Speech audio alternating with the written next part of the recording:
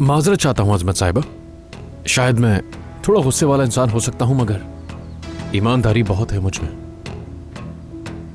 आइए, आपको दरवाजे तक छोड़ देता हूं।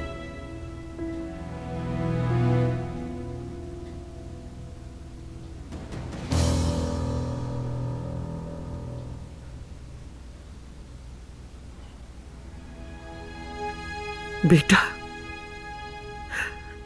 जज्बात इंसान से गलतियां करवाते हैं, लेकिन मैं अकल की बात कर रही हूँ।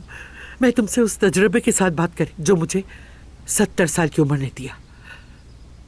लेकिन अगर तुम जिद करते हो कि तुम एक हीरो नुमा बाप बनोगे तो हम तुम्हें किसी सूरत ईशा नहीं देंगे। हमारे खानदान का नाम दमीर खान है।